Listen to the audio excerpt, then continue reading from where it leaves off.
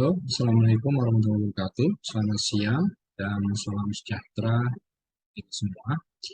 Pada kesempatan kali ini, saya Bang Yaman ingin presentasikan di perbankan yang berjudul kesetaraan gender dalam presentasi kali ini untuk di tugas UAS pada ya manajemen. Oke, akan saya mulai.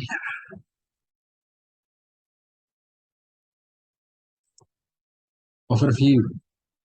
Bank Dunia memperkirakan bahwa kesenjangan gender menyebabkan hilangnya pendapatan rata-rata sekitar 15% meningkatkan OECD ya.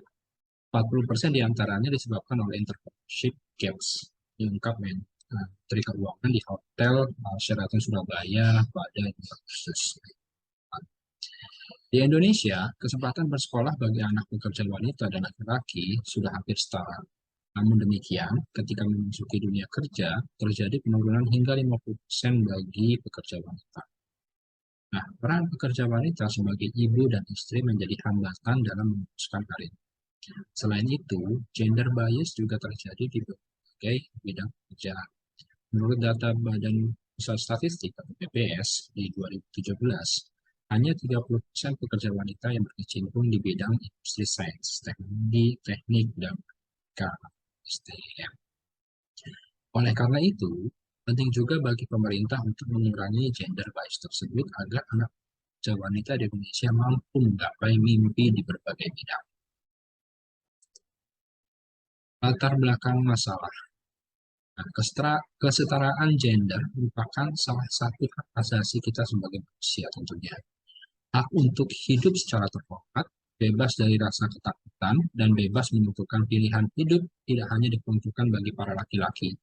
Pekerja wanita pun mempunyai hak yang sama pada hakikatnya. Sosok pekerja wanita yang berprestasi dan bisa menyeimbangkan antara keluarga dan karir menjadi sangat langka ditemukan. Pekerja wanita seringkali takut untuk berkarir karena tuntutan perannya sebagai ibu. Nah, ini kesenjangan gender di dunia pekerjaan itu diterangkan di bawah bahwa ada asumsi masyarakat yang menyatakan bahwa pekerja wanita hanya sekedar tambahan peran dan tambahan penghasilan keluarga, juga menjadi salah satu sebab rendahnya tingkat partisipasi tenaga kerja pekerja wanita. Kemudian kedua, itu pola pernikahan yang merugikan pihak pekerja wanita. Hal ini digambarkan dengan hukum perkawinan di Indonesia menganggap pria sebagai kepala rumah tangga dan pencari nafkah keluarga. Sedangkan tugas-tugas rumah tangga termasuk membesarkan anak belum dilakukan pekerja wanita. Kemudian ketiga, kekerasan fisik. Digambarkan perdagangan pekerja wanita dan prostitusi juga merupakan ancaman serius bagi pekerja wanita Indonesia, terutama mereka yang miskin dan kurang berpendidikan. Meskipun pelecehan seksual dianggap kejahatan, tetapi hal itu umum ditemukan dalam kehidupan sehari-hari. Departemen Kesehatan Indonesia tahun 2004 menemukan bahwa 90% pekerja wanita takut untuk pelecehan seksual di tempat kerja. Kemudian hak kepemilikan. Yang digambarkan hukum perdata di Indonesia menetapkan bahwa laki-laki dan pekerja wanita memiliki hak kepemilikan yang sama. Pekerja wanita di Indonesia memiliki hak hukum untuk akses ke properti, tanah, dan memiliki akses ke pinjaman bank dan kredit. Meskipun terkadang berikutnya, hak kepemilikan. Hukum perdata di Indonesia menetapkan bahwa laki-laki dan pekerja wanita memiliki hak kepemilikan yang sama. Pekerja wanita di Indonesia memiliki hak hukum untuk akses ke properti, tanah, dan memiliki akses ke pinjaman bank dan kredit. Meskipun terkadang masih terdapat diskriminasi di beberapa bagian. Contohnya, suami berhak untuk memiliki nomor pajak pribadi, sedangkan istri harus dimasukkan nomor pajak mereka dalam catatan suami. Nah, bagaimana upaya dan dukungan pemerintah Indonesia dan dunia untuk kesetaraan gender ini? Ya, kesetaraan gender merupakan isu global dan juga menjadi isu prioritas nasional. Nah, dalam partisipasi Angkatan Kerja Wanita Ini Bank Dunia menyebutkan partisipasi angkatan kerja pekerja wanita di Indonesia hanya berkisar 50% selama 20 tahun terakhir. Di Indonesia, hanya separuh pekerja wanita yang bekerja dibandingkan dengan 80% pria usia kerja. Kap Kepang Indonesia dan Timor Leste, 1 Kah dalam webinar in Leadership in Jakarta, Senin, 7 Maret. Upaya Indonesia dukung kesetaraan gender. Sebagai Presiden G20, Indonesia dalam upaya mendukung kesetaraan gender dan pemberdayaan perempuan juga dilakukan dalam diskusi para pemimpin dunia pada Finance Track dan Sherpa Track. Di sisi lain, Indonesia juga mempromosikan momen 20 atau W20, Engagement Group G20 yang membentuk jaringan pemberdayaan perempuan untuk mendorong adopsi komitmen G20 dalam isu perempuan.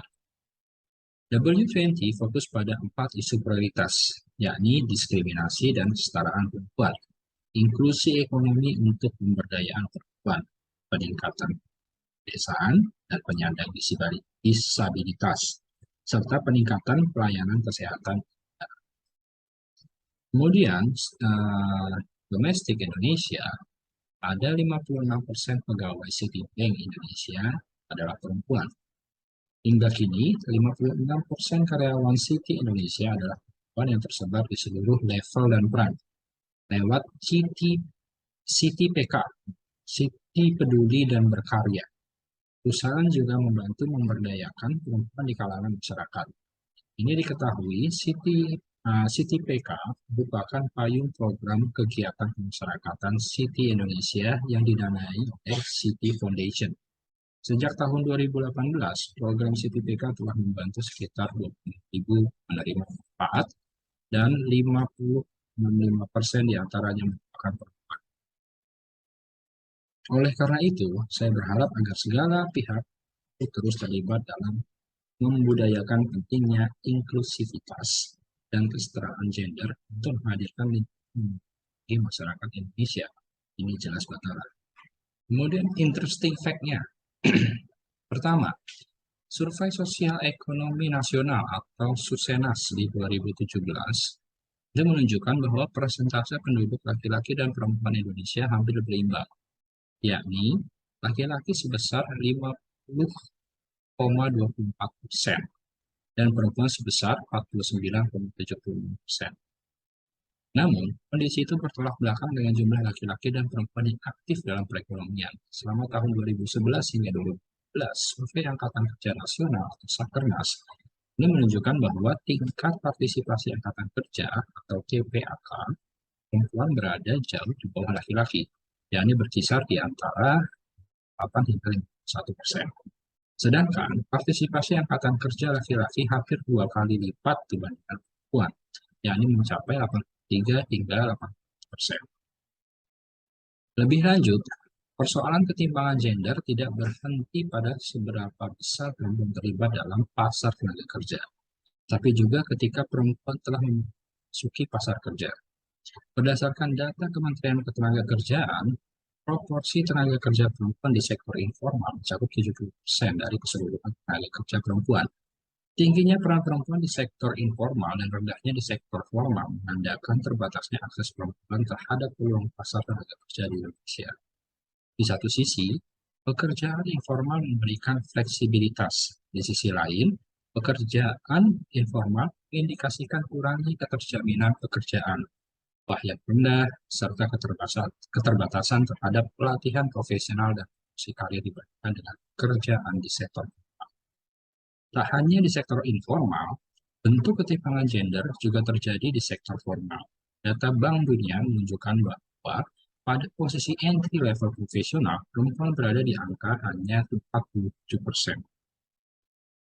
Nah, hal ini patut diapresiasi bersamaan dengan fakta bahwa 57% dari lulusan universitas di Indonesia adalah perempuan.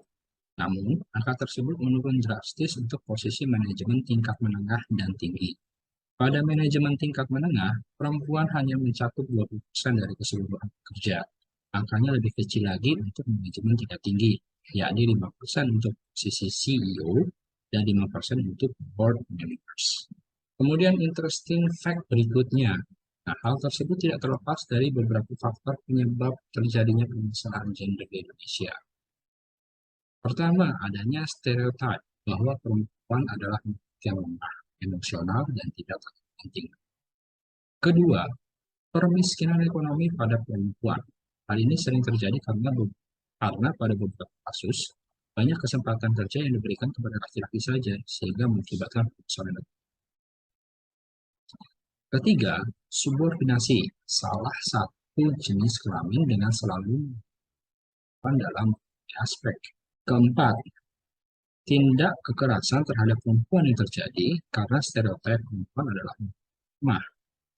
Kelima, budaya patriarki yang masih kental di berbagai wilayah di Indonesia yang menyebabkan kaum laki-laki memiliki superioritas yang tinggi dalam kehidupan pribadi, keluarga, masyarakat, dan